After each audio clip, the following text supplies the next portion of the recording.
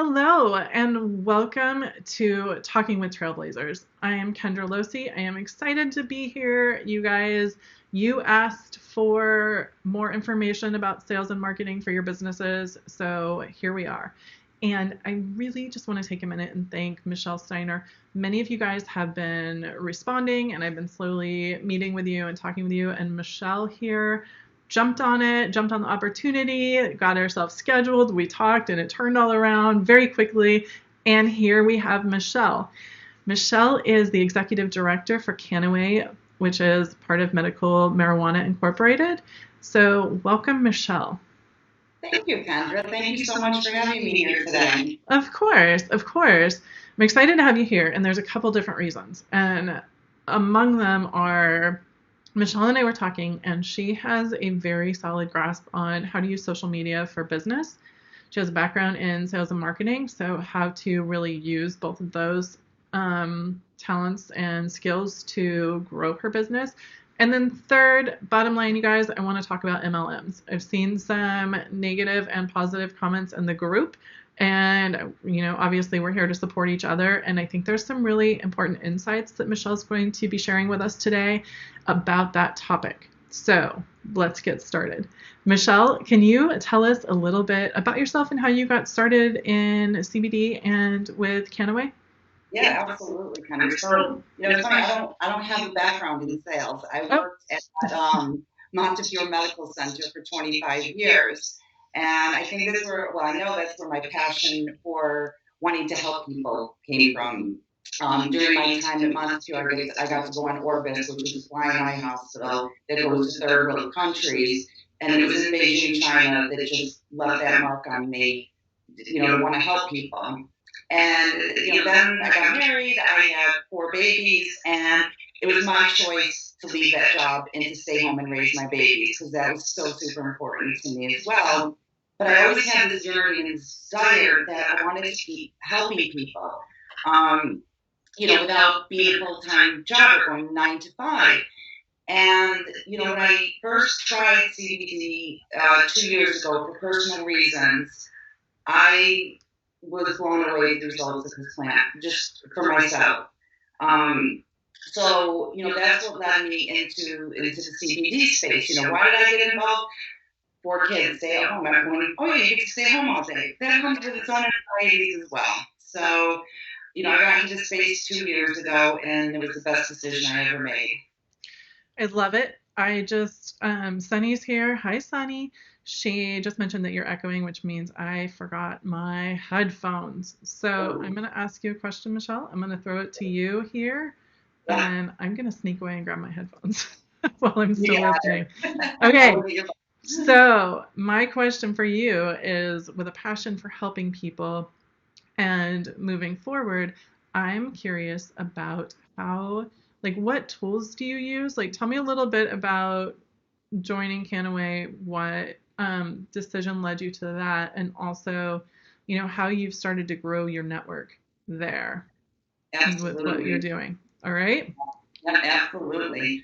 So I chose Kannaway, back when I started doing this 2 years ago, you really didn't hear about CBD. It wasn't a household name. And I actually saw somebody's post on Facebook, and like I said, I was having some anxiety. I also suffered from IBS, and I kind of, so I responded to her, and more so I was curious. I was very curious about this plant and the CBD movement. And so when I started to take it, all I can say is the world looked like it was in color again. Went from black and white to color. And not having any sales experience, I come from a retail family. My mom and dad owned a mom and pop shoe store. So I've been surrounded by it. My husband's an entrepreneur, so it's not like it was foreign to me. But again, I didn't set out to be the Mary Kay marijuana mom. That was not my intention at all. So I kind of had to learn this field, and knocking on people's doors, and social media. Social media is so underutilized. And back 2 years ago when I started this, it was very easy to write a post. I sell CBD. People are like, "What's CBD?" Now everybody knows what CBD is. So my evolution with my Facebook and all my other social medias has really, really changed the past 2 years, because it's not about I sell CBD. Everybody sells CBD, and that's really where I had to shift gears with social media. Um, and people want to be educated. They want to know what this plant can do for them. They want to know where it comes from, how to use it. In my opinion too, CBD should just not be used lightly. To go buy it at the gas station, that guy doesn't know, if you're taking blood thinners or what have you. But I'm not going to get into the medical component of it. But this is what people want to see on social media. So when I shifted gears, that's really when my social media exploded with this. And I was getting a lot of instant messages, um, about this, how can it help me? And bottom line is I told my personal story. I have my children using this, my mother, my mom was a big deal because I had to get past the fact, no, mom, I'm not a drug dealer. This is CBD. It's non-psychoactive. And that's what people really want to hear on social media now. And I know this sounds so cliche with network marketing, but your why. And that's for anything. Why are you selling this plant? Are you in it to help people, or are you just in it for the money? And both are okay. Um, but I find that by really educating people and just not talking about one topic, like I said, everyone knows what CBD is. Do people know what the ECS is? That's what I'm targeting now. I did a lecture before the holidays, and my first question was, does anyone know what CBD is? They all raised their hands. I threw those notes away, and I said, okay, let's switch gears. Does anyone know what the ECS is? No one raised their hands. So that's where you can really leverage the social media component of it. Make it unique. See the verticals of this. And really plug in and listen to people. Listen to their problems. Don't just, I see over and over again, I'm in a lot of groups and people are like, can CBD help with arthritis? Everyone's right. Yes, I have the best CBD. Here's my link. That is the worst thing you could do for your business, is just throw out your link. I stopped doing that about a year ago. And how do people know what I'm doing? I actually removed all my links from my social media. Why? Because to me, it's not the sales pitch. It's not just about putting a bottle of CBD in somebody's hands and you're taking it. Like I said, it comes with the education component of it. And that's why I removed my links. So, let's speak from a business kind of perspective. My tips are get rid of the links, lock arms with virtual mentors. There's so many out there, and I have learned so much great advice from them that I've applied to my own social media. And respond to people when they write back to you, respond to them with passion and make it about them. This is not about you and your sales. This is about the person. And do you have a solution that could possibly help them? Yes, tell them your quick little story, help with my anxiety, help with my IBS, but it's not about you. So though that's my number one rule. And that's actually, it sounds like you got there intuitively and with mentors. But before we started, when Michelle and I spoke earlier in the week, I was talking about how I've been teaching a social media course at a university all month. And it's one of the biggest things that people need to remember is don't just promote your sales. Don't just promote your business, because that's not going to get you anywhere. And it's usually an 80-20 rule, right? Like 80% of your posts are informational or educational or whatever your message is that you're doing. And then that last, 10 to 20% are promotional. Because the most important thing is that engagement, is that connection, getting people to know, like, and trust you. And you can't do that if you're just constantly shoving product down their face. It's just not going to work. People get sick of you and they're going to defriend you. It's as simple as Absolutely. Absolutely. So when you look at, creating that engagement online and with social media, I want to take that, for a lot of us, it starts there. A lot of us, all of us, for the most part, met through social media. We're all here on Facebook right now. But when you take that outside of social media and start looking at your larger sales and marketing, how do you combine it all to make it work for your business? Yeah, that's a great question. So, it's like your 80-20 rule. 80% is, social media. And then the rest of it is really people to people, communicating with people. And I have used my medical background to plow my way through hospitals. And I give a lot of lectures at hospitals. So again, you got to look at the outside. If I'm getting a coffee somewhere, I ask the person, "How are you today?"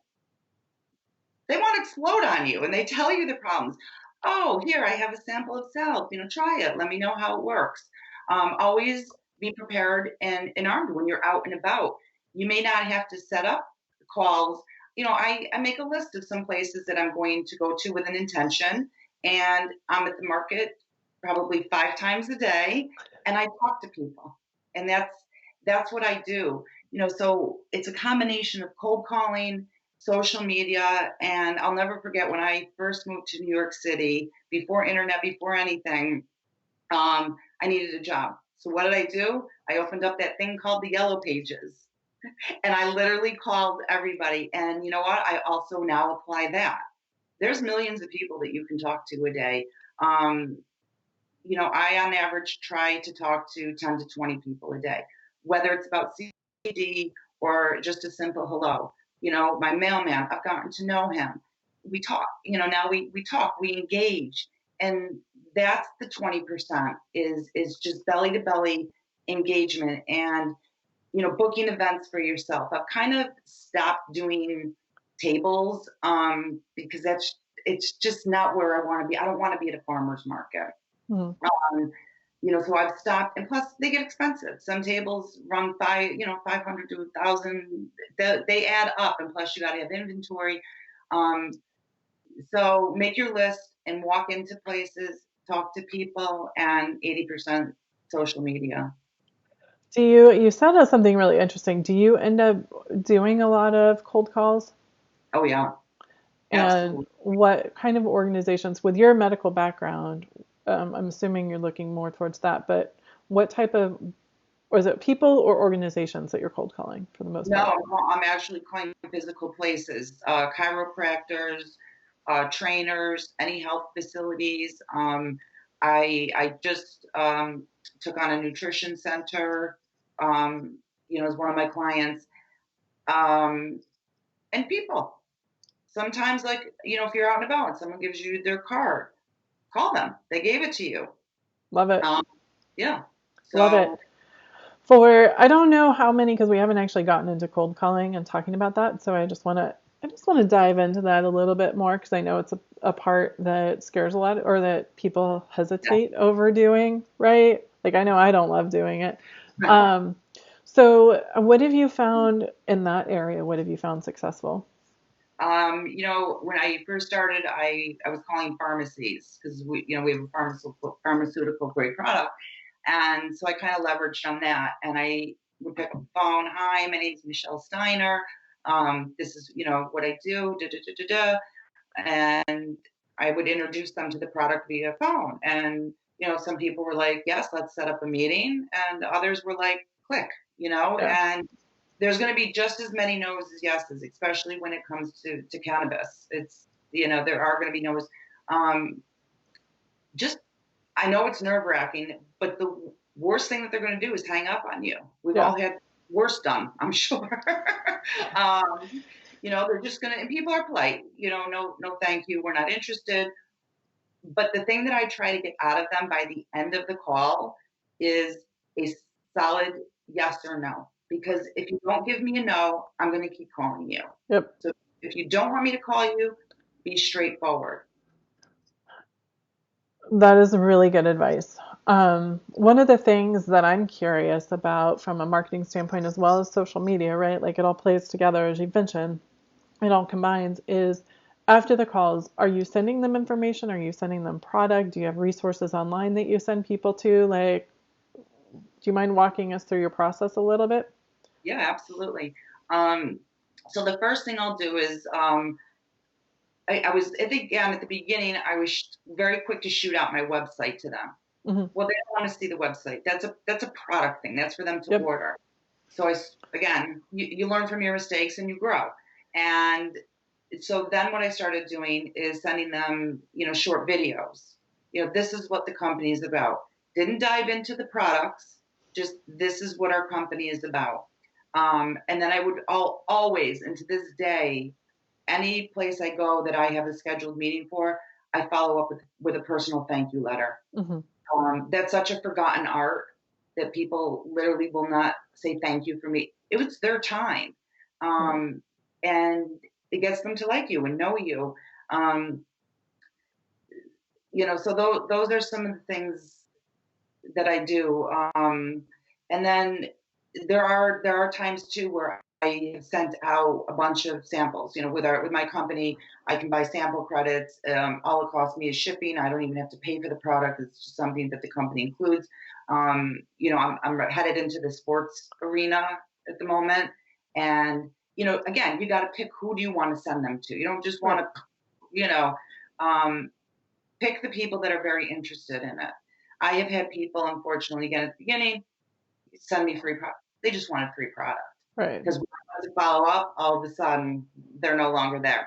So do your initial interview with the people first. See if they truly are interested. And it's not a 100% guarantee. Um, Lately, I have been sending out a lot more samples to people because we have a nice little sample pack that has salves and oils and instructions and packaged beautifully, and it's made from hemp. Um, and it's an impressive little thing. So I, start to finish, I take them through, first a thank you letter, then I'll send them a video. There's so much literature out there that I can just pluck an article and send it to them. And again, you have to gear it towards what are they for? Yeah. My nutrition people, I had to go full on nutrition with them.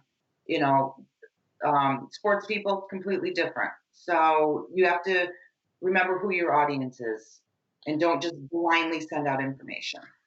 Oh gosh, it's the worst. Yeah. Like, I didn't ask for this. That's not even Right. relevant to me. And I think that's the biggest thing is whenever someone asks me about marketing, like what should they do? What platform should they be on? Right? Just knowing what their business is and their business model, knowing who their target audience is and what their goals are, like that helps right away because Oh, yeah. everything you do needs to be relevant to the people you're talking to. Right. Because if not, no one's going to connect, no one's going to engage, no one's going to do all these things.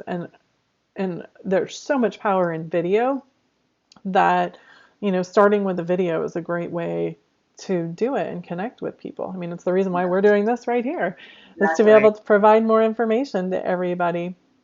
I think that's really powerful. And, you're leading directly into the next topic, right? Is let's talk MLMs. You're working with Kannaway, and there's a tremendous amount of resources, it sounds like, that you have at your disposal to be able to use. So can you talk a little bit about why you decided MLM was the way for you wanted to go, the path you wanted to take, a little bit about your experience, because everyone knows the horror stories, right? Everyone knows the horror stories. We've all heard them. We've seen them. John Oliver covered them. Like, we know the horror stories. But I want to Yeah. hear the other side because there's a lot of women in the group that are in MLMs that haven't spoken up a lot. So I'm so thankful, A, that you did, and B, your turn to talk. Yeah, well, I speak very loud and proud about my MLM. And let me just preface by saying I have been on both ends of the coin with this. I was in a company where I spent thousands, lost thousands, swore off MLMs. And that's where the bad stigma comes from. Again, when I saw CBD, this is a whole different breed, so I'm just strictly going to focus on cannabis MLMs Yeah. because that's what we're all here for. You guys don't need to hear my past. Um, and it's, Kendra, it's such a misunderstood arena, MLMs, network marketing. It really is because this gives people like me, I still have 4 small children. None of them have left the house. They're 14 and under. And I so passionately wanted to be involved in this space. For me to go out and start my own cannabis company, it's $500 to $1 million just to put your foot in the door. And I talk to people all day long, and the biggest complaint I hear are e-commerce, shipping, drop shipping, packaging, and the most awful thing is white labeling. So, to me, this cannabis MLM has just changed my life. I mean, it allows me, and I work hard. I'm not saying like, you can sit down, make a post, and bang, you're going to make $1 million. Absolutely not. I don't ever promise anybody the money. I promise them a passion of helping people. And, so let me just give you some pointers on what I looked for when I first went in, only because I have been burned in the past. So, Perfect. When I signed on with this company, there's a lot that I looked at. And the first one is are they a publicly traded company? The second thing is look at their timeline. When did they start this? And what's now? And what have they done in between? Are they part of a nonprofit organization? Do they participate in cannabis cancer research? So you really want to look at their timeline. And, if they just started up 6 months ago, you may want to stay away from them. Everybody wants to capitalize on this. And, more and more people are getting in with the multi-level marketing. Make sure the company has a passion. So for me and my company, it goes beyond CBD. It's hemp for humanity. We're in it for the big picture. Our packaging is made from hemp. So those are the things that you really want to look at is where's the company's heart? For people who don't know the terminology of the MLMs, you have an upline. Those are the people that sponsor you. You want to make sure that those people are there for you. You want to make sure that the executives, the CEOs, nobody should be entitled in a company. And, in my company, I'll always use this story because I was so impressed with it that I had a mom reach out to me. Her son had cancer. So she wanted to put him on CBD. And I said to her, listen, I'm not comfortable with this. Let me get the CEO, Dr. Stewart Titus, on the phone with you. So anyway, the CEO of our company got on the phone with this oncologist. That's what you want to look for in a company. And then of course there's the business component. We all hear about the top earners, and nobody can ever get past top earners. You want to make sure that you can. You want to make sure there's growth potential. Is it a binary? Is it a trinary? And a lot of MLMs cap out. So let's say you hit 50 people. Well, you don't make any money going knee deep. You want to make sure that this goes to, infinity, up, down, all over. You also want to look at the verticals of the company. Are they just looking to sell product? Or are they using the verticals on what's happening in the world today? Sports, depression, suicide rates. What angles are they taking? And are they current with these topics? We've got a lot of hot topics in the world right now. And you want to make sure that you're with a company that's on top of those verticals. And, I have an amazing upline, that I talk to every day. I have a great team of my own where we do webinars, and this nutrition office we're doing at a hospital. We're doing a huge event. And, so you really want to have support of the company. And, look at the numbers. Look at the numbers of the company and how much growth has there been with not just the top earners, and down point blank, the most important thing to me is where's their hemp grown? Yeah. Safety is the very first thing. And especially because I'm dealing with a lot of medical practices, where's their hemp grown? Because everyone knows that hemp is a bioaccumulator. You want to make sure that company is on top of that. Industrial purposes, great. Ingestion, that's what I want to look at. So, to me, when I talk to people, MLM is out the window. It doesn't even, if it bothers you, then you have a stigma with it. It doesn't even faze me. I've got a great product. We're in the PDR. We have a lot of certifications, and I'm proud of what I sell. And if people can't look past the MLM, so be it. So, you need to first get over the stigma of an MLM. Not you, Kendra, but in general, people, it's a good thing. And I get to work from home. I get to pick my own hours. I don't miss a beat with my kids. And there's times like I'll work in the morning. You have to set your hours. It's very important with MLMs because it's easy to say, I'm going to go throw a load of laundry in, or I'm going to run to Target and waste $300 on stuff I don't need. So you have to set your hours. And I deal with a lot of different countries. So my workday will end, from 3 to 10 or 11, and then I'm on at night with different countries. So it is work, but you have to make sure there's room for advancement for you, and what do you get out of it, and are you passionate about the product? I love it. Thank you so much for that. I think we've all heard the negatives, and I've seen, my parents got in a CBD MLM back like 2.5 years ago, 3 years ago.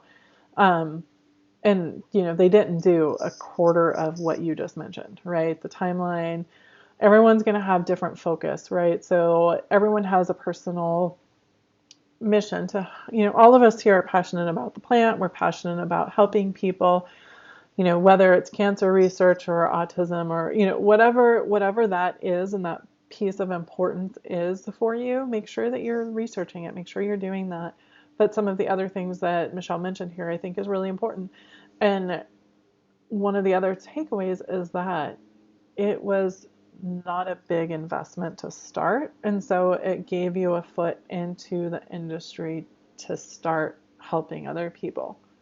And I think that's the key deciding factor for a lot of women that join them. Oh, yeah. And so the tips on how to and what to look for are incredibly important. And then how to grow it and make it successful, we've touched on as well. As we're starting to wrap up, do you have any, and this is the total hot seat because I didn't warn her about this, you guys, but she's Michelle, she's got it. She was the first volunteer to do this for us. Do you have any final last thoughts or tips for people for their business in terms Absolutely. of marketing, sales? Let's hear it. Yeah, again, passion. That's just the number one thing, and brand yourself. Even though I said don't make it about you, brand yourself, meaning make yourself an expert in the area. If you don't know it, find somebody that does, or look it up. Google's amazing, tells us everything. Don't pretend to know stuff that you don't know. If you don't know, I'll get back to you on that. And just keep doing it, because we need all of us women out there. We really do, to shout so loud and proud about this plant, whether you're with my company, your own company. We're all in this together as women, and we need a voice, and we can be heard. And I'm not stopping. That's for sure. I'm actually just getting started, to believe it or not. So let's just join forces. Whether, like I said, we don't need to be in the same line. We are the same. We just want to help people, and we want this plant to be heard, and we want to change the world with this. It's about hemp for humanity. And yeah. Love it. Thank you so much, Michelle. I'm going to put her contact information one more time on the screen. So if you want to get a hold of Michelle, it's underneath her right now at the bottom of the screen. And thank you guys. If you have any questions or comments for us, put them in the comments below and we will try to get to them. I want to apologize for the audio challenges in the beginning, but we got it fixed and we're good. And thank you guys. We'll be back again, I believe, on the 18th. I'll have to look at the dates, with talking with Katie about marketing as well. All right. Thank you, Michelle. Thank you guys. Have a great rest of your day.